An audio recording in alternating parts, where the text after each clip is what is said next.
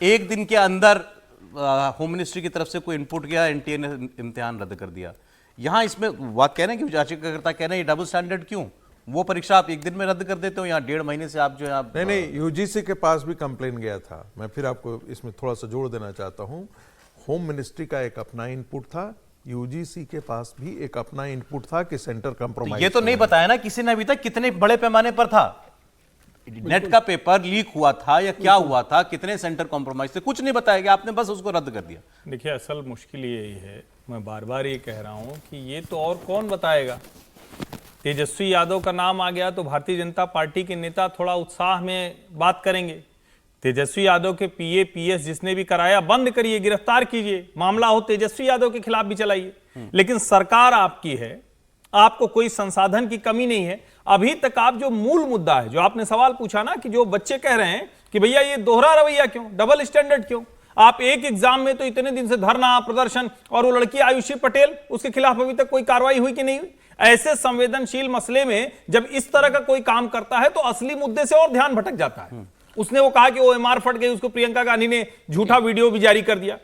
बड़ा सही कहना चाहिए आप ही बात मतलब, अभी विजय सिन्हा ने यह बता दिया कि तेजस्वी यादव के पीएस ने फोन किया था। हमारे रिपोर्टर नीतीश चंद्र कह रहे हैं कि मैंने उनसे कल फोन पे बात किया। विजय सिन्हा प्रेस कॉन्फ्रेंस तो कर रहे हैं, पकड़ो जाके उसको। मैं यही कह रहा हूं, अगर विजय सिन्हा को इतना कुछ पता चल गया है तो सरकार है ना, वो उनको तो तुरंत कहना चाहिए, चीफ मिनिस्टर से बात करें, होम मिनिस्ट्री उन्हीं के अंडर में आती होगी, चीफ मिनिस्टर उसको तय करें और तुरंत गिरफ्तारी करें, आगे चले। लेकिन ये सारा मामला पॉलिटिसाइज किया जा रहा है। जिन बच्चों को क्या मतलब है राजनीति से, और सरकार तो कोई भी हो, हर सरकार में गया है, लेकिन उन सरकारों में यही सब धतकरम होते थे। इसीलिए तो उम्मीद में नरेंद्र मोदी की सरकार चुनी गई थी। ढेर सारे दूसरे मसलों पर बहुत शानदार काम करने के बाद अगर बच्चों के भविष्य के साथ, नौजवानों के भविष्य के साथ खिलवाड़ होता दिख रहा है तो सवाल किससे पूछा जाएगा? और मुझे लगता है, फिर से मैं दोहरा रहा हूं, शिक्षा मंत्री धर्मेंद्र प्रधान जी को आके प्रेस कॉन्फ्रेंस तो करनी चाहिए।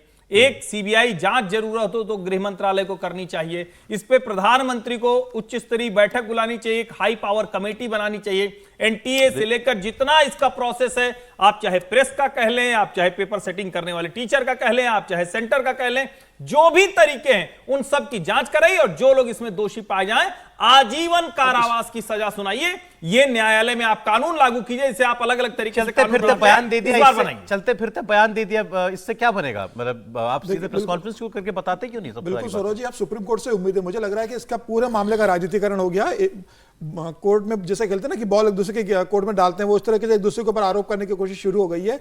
सुप्रीम कोर्ट जब 8 जुलाई को सुनवाई करेगा, मुझे लग रहा है इसमें सुप्रीम कोर्ट गंभीरता से मामले को लेगा और दूध का दूध पानी का पानी करेगा। और काउंसलिंग हो चुकी होगी, नहीं, आज सुप्रीम कोर्ट ने बोला, चुका होगा कि उनको कौन सा नहीं, आज सुप्रीम कोर्ट ने आज बोल दिया है कि अभी फाइनल हियरिंग होगी, अगर उसमें परीक्षा निरस्त होती है तो काउंसलिंग भी ऑटोमेटिक निरस्त हो जाएगी। हम आज नहीं कर रहे हैं, 8 जुलाई को उसकी सुनवाई होगी और मुझे लग रहा है 8 जुलाई को जो चंद्रचूड़ की सुनवाई करेंगे तो यह तय है कि इस परीक्षा को निरस्त करेंगे, क्योंकि यह मामला अब बहुत गंभीर हो चुका है।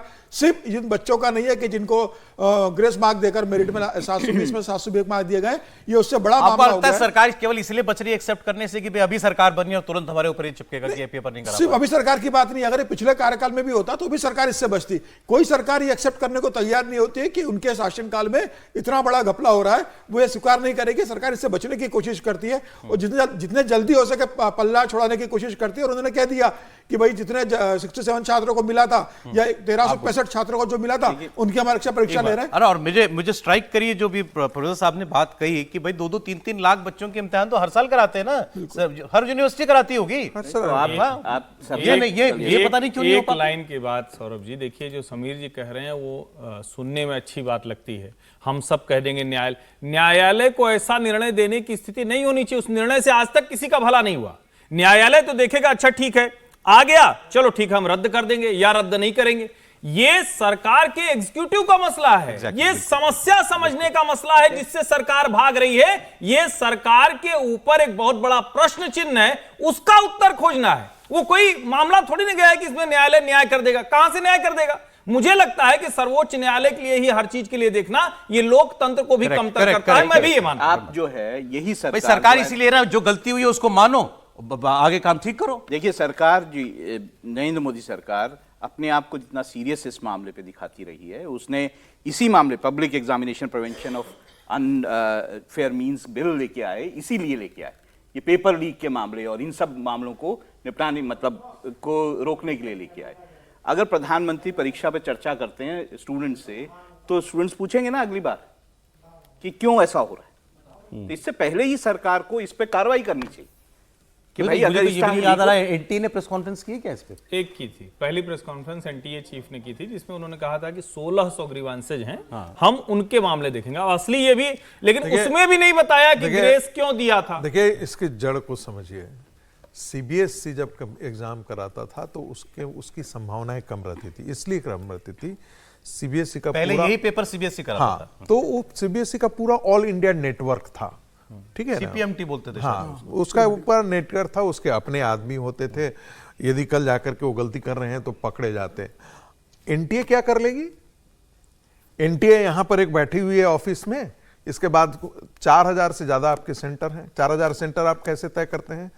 यदि दलाल लोग यदि उन सेंटर के मालिक हो जाएंगे, यदि वहां पर कंप्रोमाइज कर लेंगे तो सेंटर वहां से तो तो आसान प्राइवेट से। स्कूलों में देते हैं ना सेंटर। मैंने क्या कहा? अलग अलग सेंटर्स होते हैं। प्राइवेट नहीं, स्कूल भी नहीं, होते हैं सारे उसमें। प्राइवेट भी होते हैं, प्राइवेट बहुत भी सारे होते सेंटर हैं होते हैं, इनके टेक्निकल अपने। एजेंसी, अब तो बड़ी-बड़ी इनके कंपनियां भी अपने एग्जामिनेशन सेंटर भी इन्होंने अपने बनवा लिए हैं। लेकिन मैं फिर कह रहा हूं 4500 पूरे देश भर में सेंटर हैं, 4.5 जगह आप एग्जाम कराने, यदि 25 सेंटर भी कंप्रोमाइज हो गया तो खेल खत्म है। और वो प्राइवेट हाथ में अब जाएगा ही जाएगा।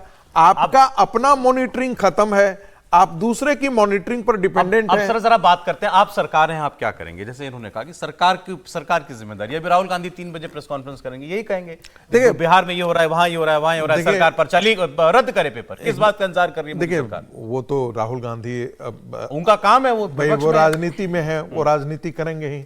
भारतीय जनता पार्टी का काम था कि वो राजनीति आगे बढ़े नहीं। उस राजनीति को जिसको कहते हैं ना कि घाव बड़ा हो उससे पहले भी उसका ऑपरेशन करके हम ठीक ठाक कर दें, ये भारतीय जनता पार्टी का काम था। उनके लोगों का काम था कि ये चीजें आगे फ्लेयर अप नहीं करे, उससे पहले ही है। जैसे ही नेट का एग्जाम, आपने देखा कि नेट का जैसे ही पता लगा उन्होंने कैंसिल कर दिया। हालांकि मेरा अपना मानना था कि वो होने देते और जो इसमें पकड़े जाते उनके नेट भी खिलाफ कैंसिल कार्रवाई नहीं होना कर चाहिए देती। मेरा अपना मानना है, वो मेरी निजी राय है।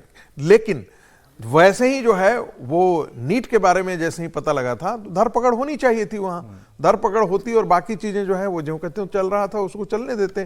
तो मुझे लगता है समस्या का समाधान धीरे धीरे वैसे तो अब तेजस्वी यादव को भी आके बोलना चाहिए, क्या हुआ भाई?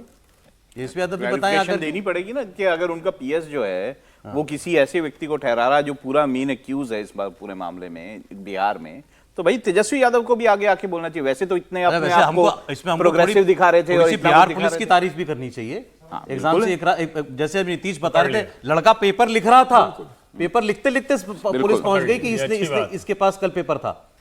बिल्कुल ये बात सही है कि और शुरुआत जो मामले दो शुरुआत में आए, शुरुआत में पहला जो बिहार का मामला आया वहां पे जो इकोनॉमिक यूनिट है उनका उसने मामला लेके आया और दूसरा गुजरात वाला जो और वो मामला लगातार परसू कर रहे हैं मामले को बिहार वाले। बिल्कुल कर रहे हैं। देखिए लेकिन इसमें एक और चीज आ गई, इसको भी समझिए ना। पुलिस ने पकड़ लिया लड़के को, पुलिस ने अपनी तरफ से, कोई किसी कहता है ना फलाना पुलिस बड़ी अच्छी है ढमका, बिहार पुलिस कोई खराब पुलिस थोड़ी ना है। दुनिया भर के आतंकवादियों, दुनिया भर के अपराधियों, दुनिया भर के जितने धतकर्म करने वाले हैं उन सबको 30 साल 40 साल से झेल रहे हैं।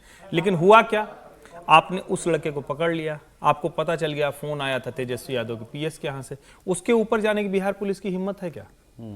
एसपी कहां फोन करेगा? एसपी क्राइम या एसपी या एसएसपी कहां फोन करेगा? और क्या उस वक्त chief minister, deputy chief minister, इनकी जिम्मेदारी नहीं बनती थी कि भैया जो भी है ये तो छात्रों के भविष्य के साथ खिलवाड़ है? और जो कहा जा रहा है बड़े बड़े नेताओं के बच्चे जब डॉक्टर बन जाते हैं तो फिर ये संदेह खड़ा होता है। वो ऐसा थोड़ी ना है कि एक बार हुआ है, वो होता चला आ रहा है। अब भी अगर वही सब कुछ हो रहा है, इसलिए सवाल खड़े होते हैं क्योंकि इस सरकार से लोगों को उम्मीद है, नरेंद्र मोदी से लोगों को उम्मीद है। इसीलिए यह कहा जा रहा है कि जब ये नेटवर्क अभी भी दिख रहा है तो इसकी धरपकड़ जो मूल लोग हैं वो क्यों नहीं पकड़े जा रहे हैं।